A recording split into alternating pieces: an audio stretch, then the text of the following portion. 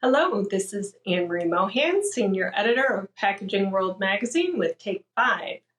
At September's Pack Expo Las Vegas event, there was definitely some buzz, pun intended, around the opportunities and challenges for brand owners and packaging suppliers in the cannabis industry.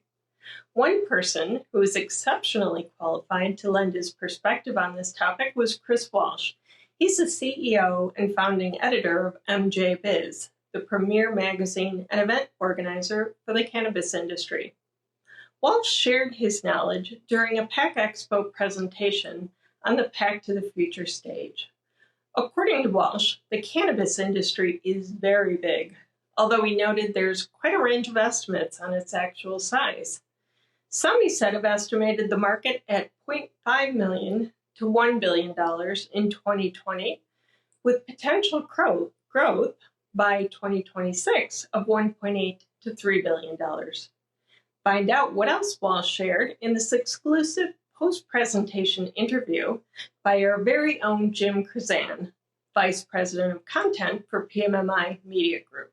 Hi, this is Jim Krzan, and I'm the Vice President of Content for PMMI Media Group, and I'm here with Chris Walsh, who is the CEO and founding editor of MJBiz, which is, I think, the country's premier cannabis magazine trade show. The world's. The world's, right?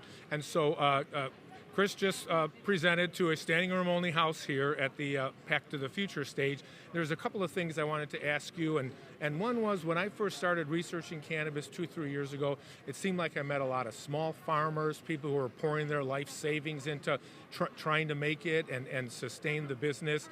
Are they still trying to do that, or is really the end game trying to sell to Constellation Brands someday? Yeah, there's definitely people who are trying to sell into the bigger companies, into the space, companies coming in from mainstream too. I think now, for the first time, you're seeing people actually consider what an exit looks like. That wasn't even in the thought process before. So people are actually starting to look into that. But you know, there's plenty of people who don't want to do that, right? And they actually don't want to see the industry get too big or too mainstream, but they want to keep that mom and pop feel. So yeah, you've got some people that are absolutely building their businesses to hopefully exit in that way.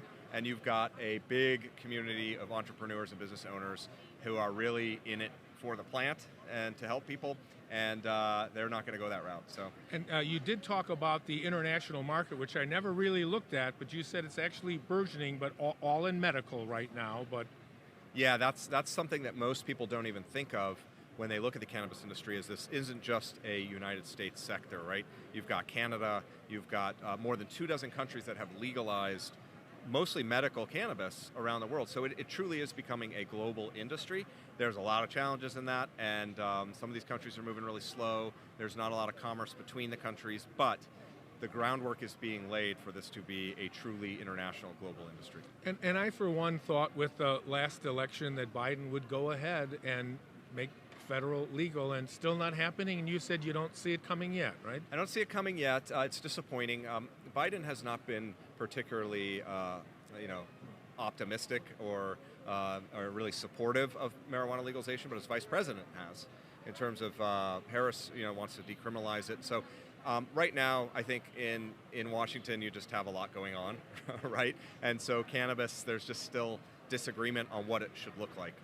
So I don't think we're going to see legalization very soon, but I think we could have some fundamental changes to marijuana laws that really support and prop up the industry, what I call kind of a pseudo-legalization, if they fix things like banking and taxes. As you said, it's so hard to scale when you're scaling in 3 different states with 3 different regs and things. And Yep. Finally, you are having your big event here in just 3 weeks in Vegas, right? Do you want to go a little bit into Yeah, what that we is? have MJBizCon in this very area of the convention center the week of October 18th. And for those who haven't seen it, you're probably picturing hippies walking around in sandals, right? Coming in on a $5 pass. This is the business conference. It looks like this. Yeah. Yeah. I actually wear full suit. But it's a professional business show, and it's about the size of this too. That shows you where this industry is, and it's exciting. I mean, we're glad to be back. Love being at this event, and I'll tell you, I saw some cannabis packaging Yep. here. People after my session came up and talked from the industry. Yes, that's so why we had to it's leave here. you, because Yep. they were really in line to talk Yeah, to you. it's becoming mainstream now. Absolutely. Well, thanks for joining us at Pack Expo Las Vegas, and I'll be seeing you in 3 more weeks here. Yes. So and you'll be speaking at our event. So, exactly yeah. right. Great partnership. Thanks Yeah. so much. Thank you. Take Appreciate care. it. A big thank you to Chris Walsh for sharing his insights, and to Jim Curzan for his excellent reporting. That's all for this edition of Take 5 with Packaging World.